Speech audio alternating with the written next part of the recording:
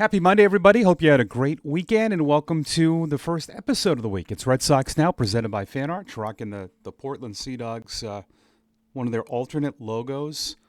And when I worked there, by the way, this guy designed the state of Maine logo, and it took off. It was crazy. This is definitely one of my favorite hats, and you can see as I'm wearing it off. I hope you had a great weekend. Whatever that was, this is a great time of year.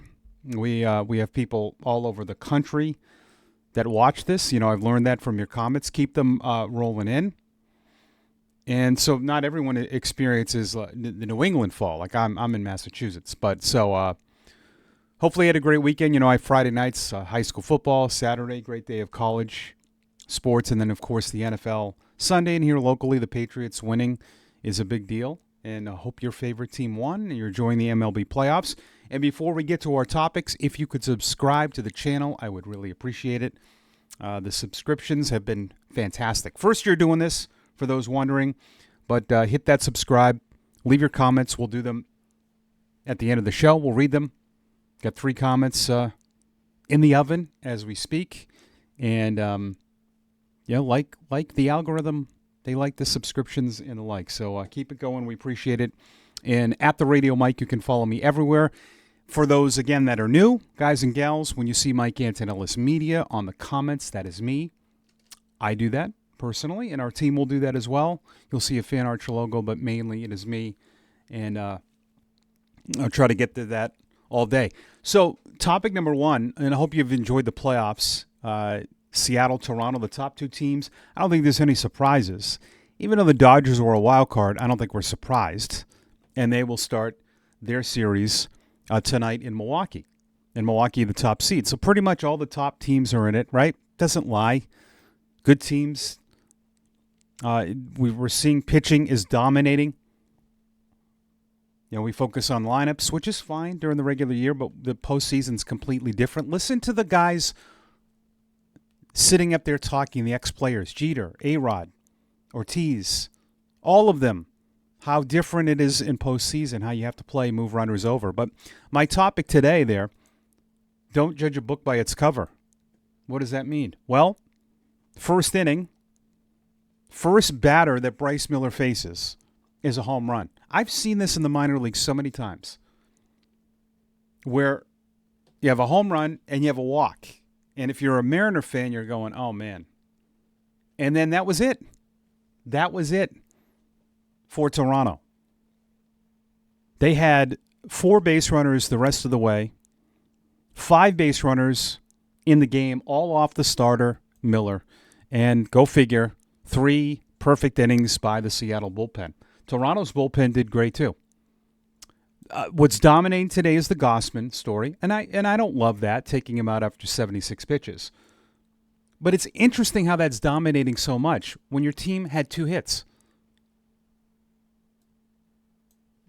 I don't always say things are, there's gray to everything. Someone will give me a situation, and I'm like, I can't black and white every situation. This is a great example. And I agree with Derek Jeter. He got up on the podium and he said, listen, as a former player, we couldn't wait for a guy that was dominating in a game to get out. I agree with him on all that. I don't agree with what they did. But you scored 1 run. You had 1 hit. And when you had 2 base runners in the first inning, you had 3 the rest of the game. So certainly, yeah, but you had 1 run. Not sure why. And every Blue Jay writer is just talking about the Gausman story in a game where you could not hit. So that to me is the major story in that game. And give credit to Bryce Miller and give credit to Seattle because Seattle had to face Skubal in Game 5. He dominated them, but they found a way to get him out of there, and they got a win. Now, in that game, Skubal said he was spent. So, but he threw 99 pitches. If the guy's spent, would you rather have a spent Skubal than their bullpen? Probably, but who knows? And that doesn't matter anymore.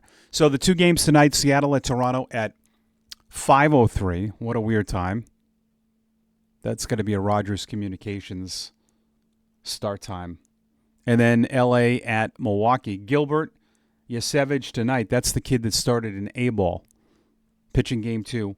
Blake Snell is on the bump. And as I'm reading this, Milwaukee has not announced their starter. So good stuff. Hope you have enjoyed the games as well. So the coaches are coming back. I'm seeing statistics on Pete Fatsy's, the Red Sox hitting under Pete Fatsy. I'm not going to go there. I don't care about that. Players, it's players, it's philosophy. The Red Sox they had many guys that had good years and guys that didn't have good years. So I'm not going to overanalyze coaches, by the way. I'm fine with them all being back. They had a good year. Red Sox had a good year. That's the least of your worries right now is coaches. Organizational changes to get better? Yeah, that starts with Breslow and Cora. They talked about it. Defensively, putting the ball in play. Sure, those are things that you can't make guys. Coaches can't can only do so much too. So, not something we're going to over talk about and fire Kyle Hudson because of that one play. And no one talked about Kyle Hudson all year. And partly on the blame of that was on Nate Eaton. So I'm good with all of that. Veritek's, by the way, coaches' contracts end November 1st. That's for all coaches, minor leagues. And I found this out years ago. They're paid through Halloween. Veritek won't be coming back, according to Rob Bradford. So would he be seeking a manager's job? Absolutely. Cardinals, people think that. But I think Veritek will have the pick, even though he's not managed. He's a very smart guy. He does a lot as a bench coach, and he's going to get a lot of recommendations in-house. And he's a popular player. He's got a lot of credibility in the game. And that's, what's huge. I know him and Heim have a great relationship, so I could see that. And I hope he does. I want to see. I love when ex-Red Sox players end up with good titles, and he doesn't deserve to be a bench coach. He absolutely deserves to be a manager, and I think he's going to get a job. He had a 3-year deal. He opted out, and good for him. Your thoughts on that as Veritek manager? I have a quick story about him. He was a roving instructor for years, so I got to know him, not like friends, but he knew who I was. I interviewed him a couple of times. And in Portland, he did our hot stove dinner. Every year we did this dinner with 500 people for charity. I would interview about 4 or 5 guests. They would, guests from the team, personnel from the Red Sox, and then we had the featured guest. I have it on my YouTube. We've had Pedro, Damon, of course, Veritek, Bobby Valentine, Josh Reddick. The list is pretty cool. But what was really cool is that this guy in our office was a huge super fan of Veritek. And before the dinner, Veritek would hand out signed autographs to fans coming into this room. And they made that guy be the bodyguard or, be with Veritek. I remember walking in and just seeing his face. He was so excited. It was almost white. And he was almost, so starstruck. But I always remember that. And it was such a great moment because he was younger. He was a huge fan. He grew up. And now he's in there next to Veritek. Probably something he dreamt about. It was such a cool moment. And working in sports, you do have a lot of those really cool moments. And it would be a cool moment, I think, if he's able to get that, That should say second base, by the way. How do we feel about second base for 2026? I think this is an interesting topic for the Red Sox. They have meetings. They'll have meetings right after the season that will involve minor league coaches. They'll talk about guys. They get in a room and they talk about. This is an interesting conversation. Because Meyer was hurt, so it's kind of an incomplete season. It would makes sense for him to be the guy. I mean, defensively, we know.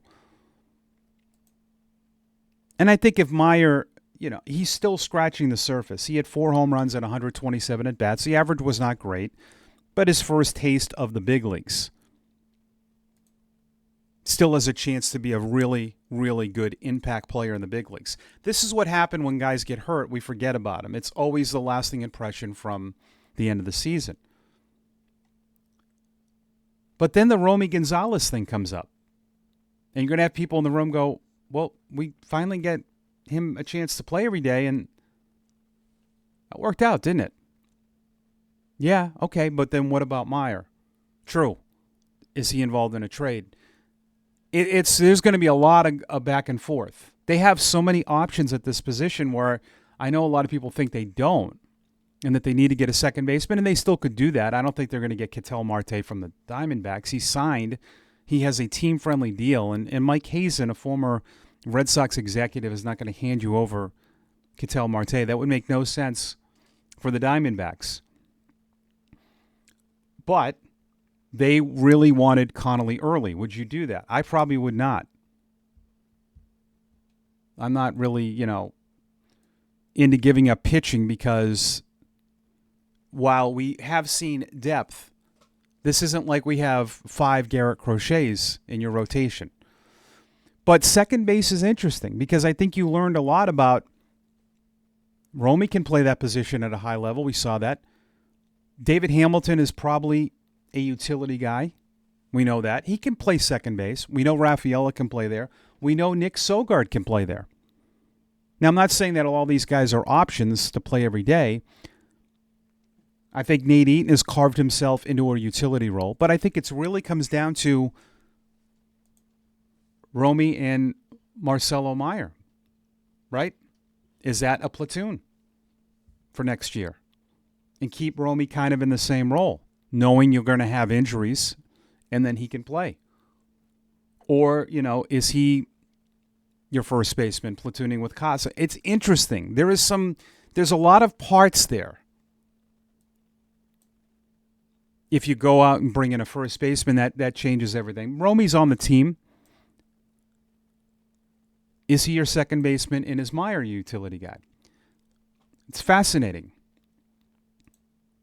I want to know your thoughts on that. Let's get to the comments before we head out on a Monday. At Brent Bell, 7235. Would Duran be better at second? I believe he played that position in the minors. He played it in college. No. I don't think at this point you're going to do that. That would be really hard to all of a sudden, put him at second base.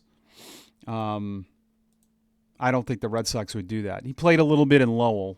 20 games, but that would have to be done right away. And I'm not sure in the big leagues that would be a good thing for him. So we'll see. At Aiden Bellinger 803, can Romy play first? Yeah, he did play first. Yeah, he played first. Fine. If he can, maybe they don't need to spend big on a polar bear Pete Alonso. Well, the rumor has been reported that Boris wants 7 years. Everyone's mad about that. I don't know why. That's Boris. Why would he? That's ridiculous. That's Boris. That's where he's going to start. He's not going to start at 5. I'm not surprised. But no, you're not going 7 years on that. And this is where I know that I'll get brushback from this. It's not about being cheap. It's about living with that guy. And I really don't like when I hear this sometimes. Oh, who cares if the last 3 years is a wash, as long as you get 4 years out of him. Really? Do we really want to do that? Remember with John Lackey, you kind of had to live with him when he was horrendous? No, you do not. In Sandoval, you don't make decisions like that where you hope to get 3 or 4 years and then just back end it. And that's dumb spending. And I don't want the Red Sox to give a 7-year deal hoping that you get 3 or 4 years and just wash the $100 million at the end. That's what a fan would do, but that's not what executives would do. And I always hear that it's not my money, and yeah, I know, but it's not smart for a guy that plays first base that's bad defensively, who is durable and is a great player, but to live with that 7-year deal, no thank you. That does not make any sense to me. Younger guys, yes. Older guys, no. At DBD Mac and inside the Green Monster, we can have a ghost of Jack Clark. Naylor is a free agent as well. I think he did 35 at Fenway. I love that. I love a Josh Naylor. Guy can play. He's 28. Yeah, let's see. He's not represented by Boris. That's a good thing. I'm down for that. He can hit. You know, I like that. He had a good year this year. Still, I mean, he's still in the playoffs. But I think Seattle might keep him, or he goes back to Arizona. Be interesting to see what happens. But good stuff. All right, good comments. Hope you have a great Monday and enjoy the playoffs. We'll talk all about it on Tuesday, and I'll break down third base. Because when you do the position, you go 1, 2, 3, 4. 5 is third, short is 6. So we'll do third, short, the outfield,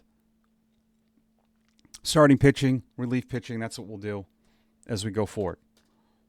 All right, drop a like, drop a comment, hit the thumbs up. Have yourself a great Monday, and as always, go Sox.